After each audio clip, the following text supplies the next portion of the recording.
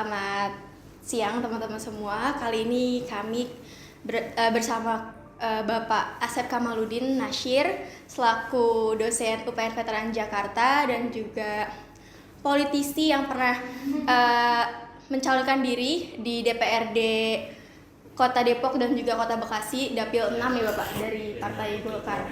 Iya, Provinsi Jawa Barat. Oke, Bapak gimana kabar hari ini? Boleh dikasih tahu dulu ke kami? Ya, alhamdulillah baik. Alhamdulillah senang juga bisa berjumpa dengan sahabat-sahabat. Tahun yang lalu ya? Iya. Maksudnya yang etika. Ya, alhamdulillah bisa silaturahim pokoknya. Oke, baik teman-teman, perkenalkan nama saya Mila Kamila selaku moderator dari perbincangan kali ini, dan juga ada kawan-kawan saya Siti Rahma Zalfania, Radin Kamaludia, dan juga Maratu Cipakalbi. Bapak boleh memperkenalkan diri dulu? Ya, nama saya Asep Kamaludin Nasyir, aktivitas di FISIP UPN Veteran Jakarta dari tahun 2005. Jadi sudah 20 tahun ya. Iya, cukup lama juga ya Pak berarti. Jadi udah bisa istiqomah gitu. Alhamdulillah ya, Pak. Sahabat-sahabat. Bapak dari 2005 berarti? Dari 2005. Pas umuran kita berarti Pak? Iya, berakhir Bapak. Iya, benar berakhir 2005. Iya, Bapak udah ngajar kan? Baru berakhir. Ada kabar ya? Kalian lahir nggak ada kabar. Saya lupa ngabarin Bapak kayaknya. Maaf ya Pak. Maaf ya nggak hadir waktu lahirannya. Ya nggak apa-apa, nanti saya ulang lahirannya ya. Oke, sebelum kita mulai ke pertanyaan, boleh kali ya Bapak Asep Kamaludin untuk spill dulu terkait apa sih motivasi Bapak nih sebelum menerjunkan diri Bapak ke dalam dunia politik sebelum nyalek gitu Pak? Boleh dikasih tahu ke kita sedikit-sedikit. Pertama memang aktivitas saya tertarik di partai itu diawali dari tugas saya sebagai staf ahli di DPR RI tahun 2008. Mulai Mulai 2008. Jadi waktu itu sudah mengajar di sini di UPN. Jadi saya ada tugas tepatnya di Komisi 10 waktu itu. Nah, selama bertugas banyak hal yang ternyata kesempatan untuk membantu masyarakat gitu ya.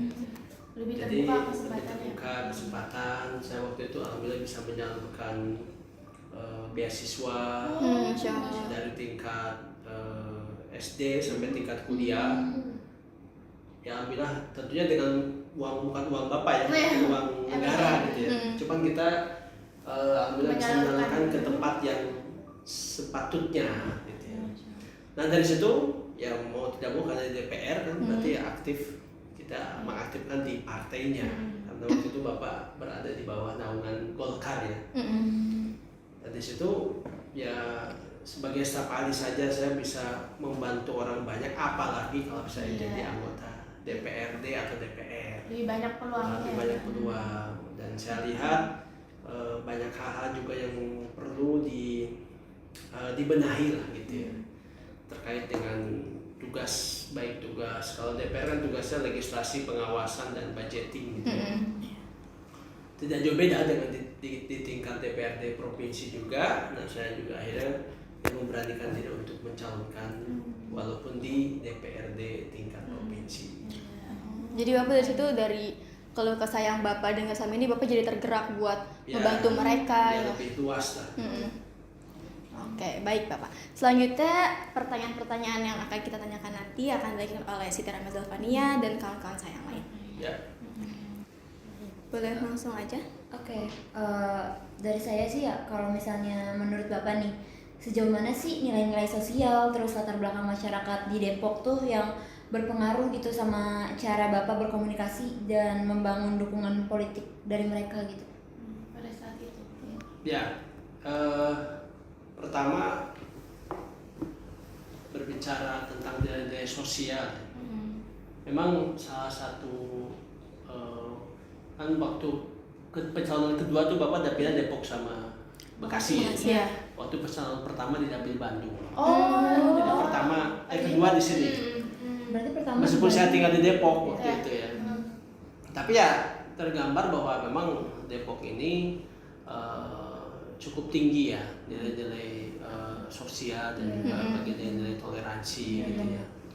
dan itu justru kenapa Bapak akhirnya kembali ke Depok ya, karena kita kan ngebaca ya bikin survei kecil-kecilan juga. Ketertarikan masyarakat Depok itu ya waktu itu jadi tinggi keterlibatan kepada politiknya itu. Nah kemudian dampak dari nilai-nilai sosial yang tadi dimaksud itu lebih kepada bagaimana mereka saling ada tergerak ya untuk membantu ya ketika memang kita bisa mampu menemukan clue dari apa yang mereka inginkan.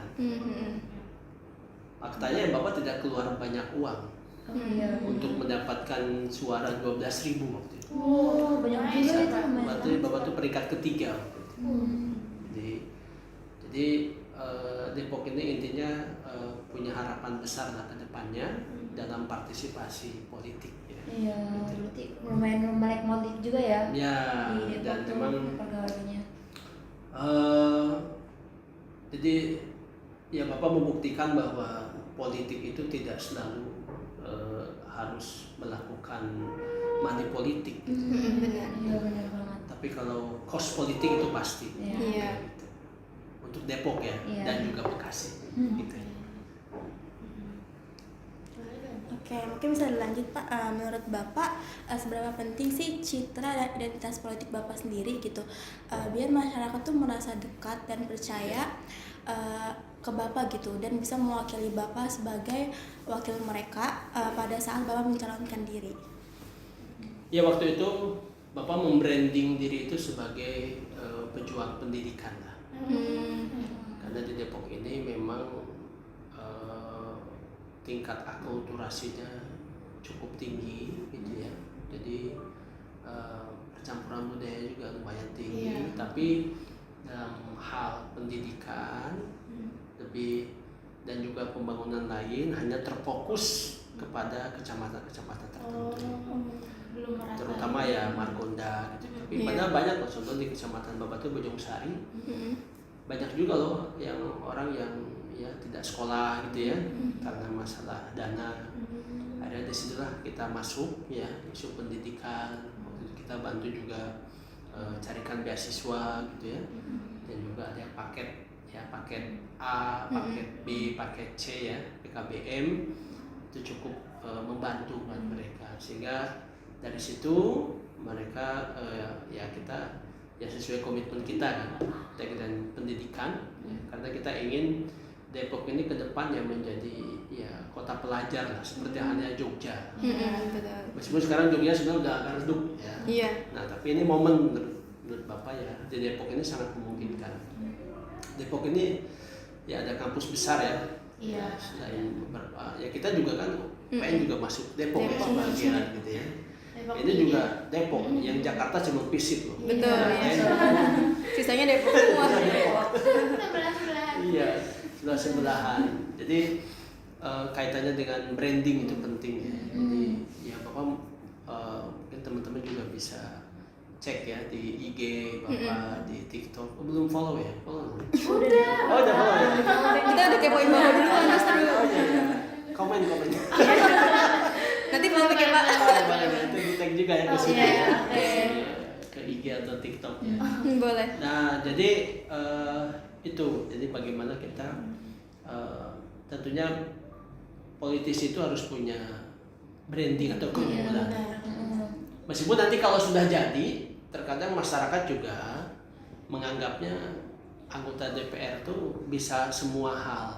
Iya. Apa aja dilaporin, sampai ada yang laporan. Saya aja dulu waktu jadi staf ahli itu ada yang tiba-tiba datang, Pak, saya hamil. Lah, sama siapa? Ya maksudnya ternyata dia hamil, tidak punya biaya gitu ya. Jadi saya juga kaget. Tiba-tiba ke saya. Tiba-tiba ke saya, dapat ya. Minta tolong maksudnya, minta tolong gitu ya, kayak gitu. Ya, tapi kita nggak menyalahkan masyarakat juga. Ya emang kalau DPR sudah jadi ya dia otomatis milik masyarakat. Jadi kita harus siap meskipun ditempatkan di komisi kalau di komisi ini kan, kalau di tingkat pusat itu kan komisi 1 sampai 13. Iya. Kalau di komisi DPRD itu baik provinsi atau kota tuh namanya ABC, ya, ABCD ya gitu. Kalaupun di komisi A katakanlah di bidang pendidikan, ada orang yang jalan ini rusak, ya kita harus siap membantu. Ya, dengan cara ya kita kan punya teman-teman di komisi lain. Jadi kayak koordinasi gitu ya. Betul. Artinya kan kita hanya menyalurkan uang pemerintah supaya tepat sasaran. Iya. Ya.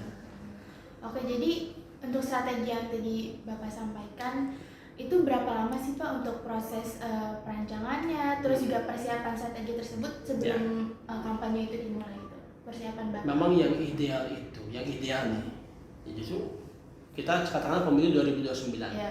Ya dari 5 tahun sebelumnya, dari 4 tahun sebelumnya harus mulai membangun ini, membangun relasi, membangun citra. Pokoknya jangan sampai berbuat kesalahan, karena itu jadi amunisi lawan. Jejak digitalnya. ya, Pak. Celah gitu ya.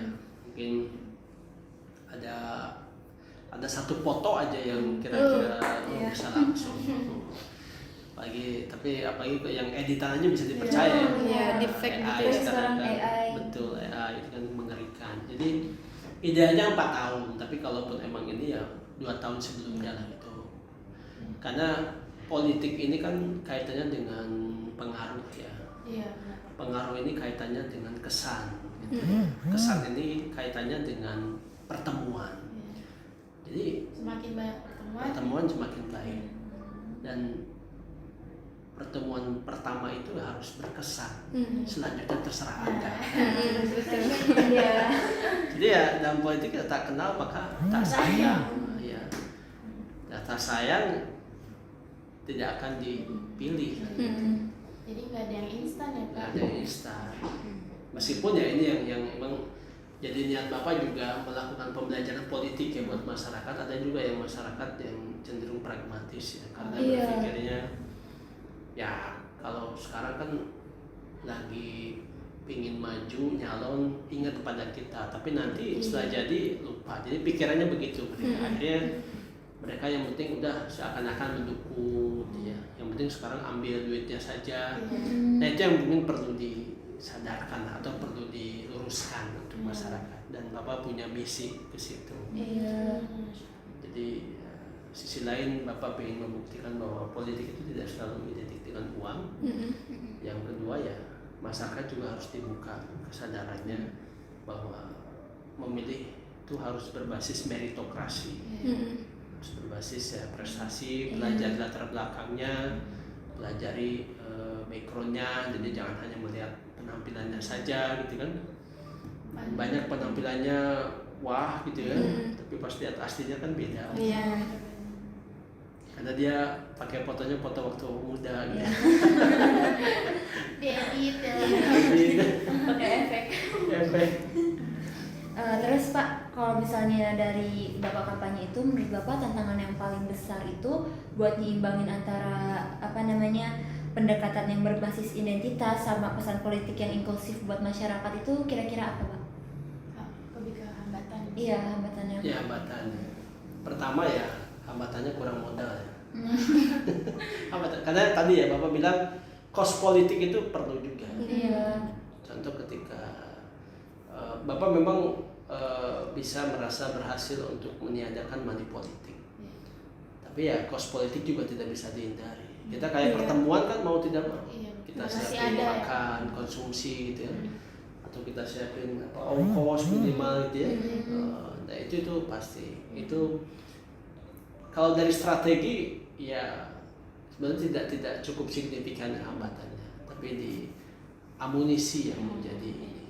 Selebihnya ya memang menyadarkan motivasi keterlibatan politik juga tidak gampang, butuh proses. Apalagi kemarin itu kalau nggak salah masyarakat Depok dan Bekasi itu masih di bawah 70% dalam menggunakan hak pilihnya. Jadi mereka banyak masih rendah. Harusnya di atas 80%. Itu juga jadi PR negara, jadi PR kita juga untuk masyarakat agar mau terlibat. karena kesempatan mereka memilih itu kan 5 tahun sekali. Betul. Nah itu bisa dimanfaatkan. Itu mungkin menjadi utama. Ya. Nah tadi masalah identitas ya. Iya. Nah itu kalau bicara identitas, kalau Bapak sih tidak ada masalah ya, karena lagi sekarang masyarakat sudah semakin sudah semakin moderat lah ya, apalagi masyarakat Depok ya, kota. Meskipun notabene Bapak orang Bandung gitu ya, Jawa, ya sama-sama Jawa Barat kan. Ya orang kalau udah nama Asep itu pasti ya, oh ini dari Bandung ya, oh Jawa Barat. Nah itu tidak menjadi kendala gitu, alhamdulillah. Tapi justru kita bisa mudah mendekati orang lain itu.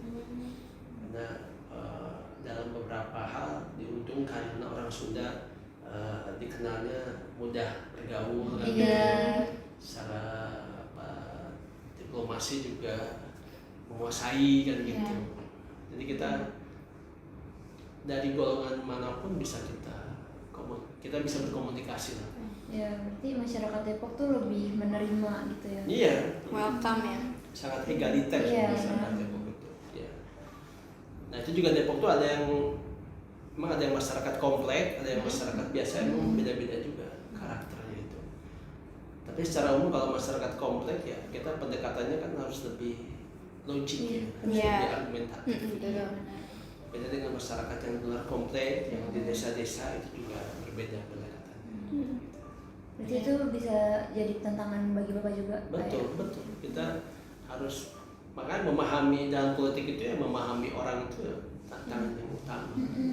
Karena beda-beda implementasinya. Betul, makanya kita harus belajar. Nah kan kita ini di dunia akademisi ya, nggak sulit lah menemukan referensi bagaimana memahami orang dengan cepat gitu ya. Nah yang bapak temukan ini mungkin kesimpulan bapak ya, tapi nanti teman-teman silahkan cari teorinya. Jadi maksudnya gini, kalau kita memahami 10 orang, itu kita akan lebih mudah memahami orang lain.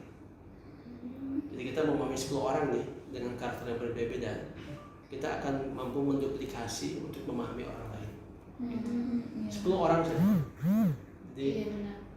Jadi sekali ketemu orang tuh, oh ini orangnya begini. Ibaratnya kayak udah terlatih gitu ya Pak. Bisa. Karena itu bukan ilmu macam-macam ya, tapi itu ilmu psikologi itu harus kita pelajari juga. Oke, mungkin bisa lanjut Bapak, kalau dari pengalaman Bapak sendiri, gimana respon masyarakat terhadap pendekatan Bapak yang menekankan nilai-nilai sosial gitu dan kebersamaan? Ya, pertama bahwa nilai sosial kebersamaan ini kan Bapak basisnya kan dari pendidikan ya. Iya. Jadi untuk peduli dalam pendidikan gitu ya. Ya alhamdulillah selama ini ya itu menjadi faktor yang signifikan ya. Intinya masyarakat itu kita perlu ngobrol, perlu hadir. Kan Bapak kemarin nggak pakai tim sukses. Iya. Kita banyak hadir aja dalam setiap hari Bapak jalan-jalan. Turun langsung ya. Jalan kaki itu kan emang enaknya dapil di Depok, beda kalau waktu dapil di Bandung Bapak hanya seminggu sekali ya. Kalau ini kan tiap hari kampanye, tiap hari. Bapak tinggalnya di Di Depok, dia tiap hari jalan ke masyarakat menyapa, say hello, terus jalan sambil olahraga gitu ya. Sambil Jadi itu aja. masyarakatnya nggak selebih klop gitu ya sama Ya, merasa lebih dekat. Itu penting dalam politik itu. Tapi bukan SKSD ya. Iya. Itu beda. Tapi emang betul-betul dekat Iya. gitu. Kalau Memang beda juga Betul. atmosfernya kalau misalnya yang Dan SKSD membangun itu mungkin juga kan. kan harus cukup lama. Karena Iya.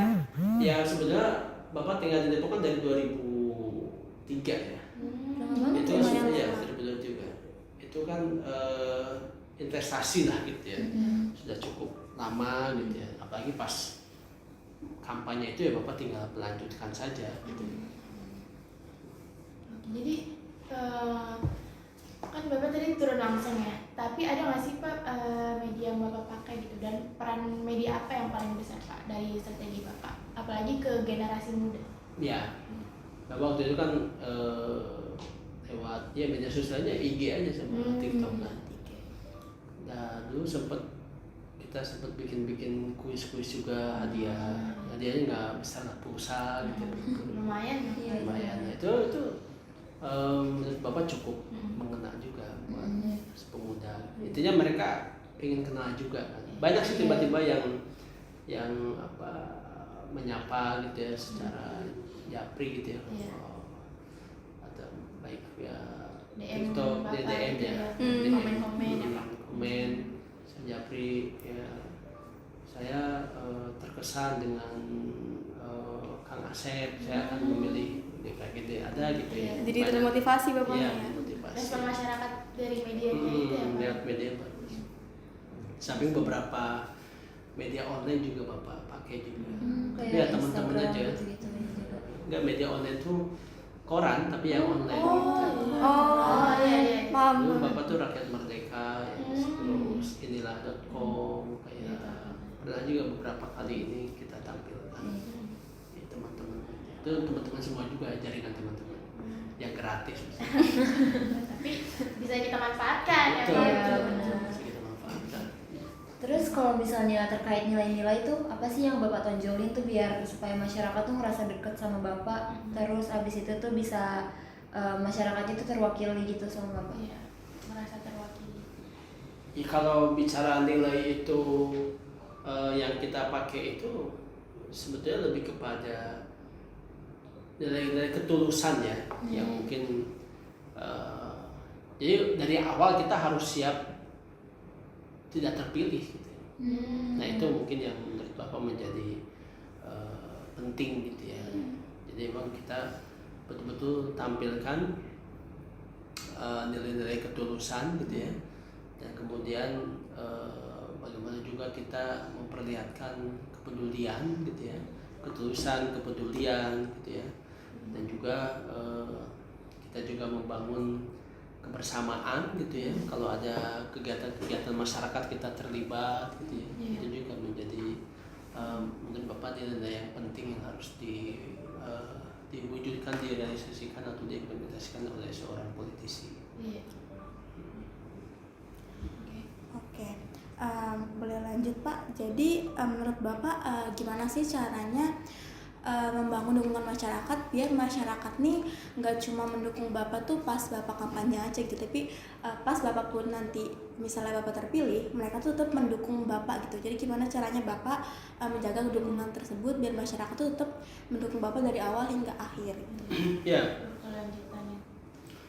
ya semuanya intinya di komunikasi ya, komunikasi dan atensi gitu ya. Jadi penting kita itu hadir di antara masyarakat dalam kegiatan apapun, termasuk memperlihatkan kepedulian kita. Kalau mungkin ada yang berduka ya kita datang gitu ya. Artinya kita jaga, jangan sampai ada kemarin waktu nyaling aja sering datang, sekarang nggak pernah gitu ya. Berarti harus Jangan konsisten begitu. gitu ya. Konsisten.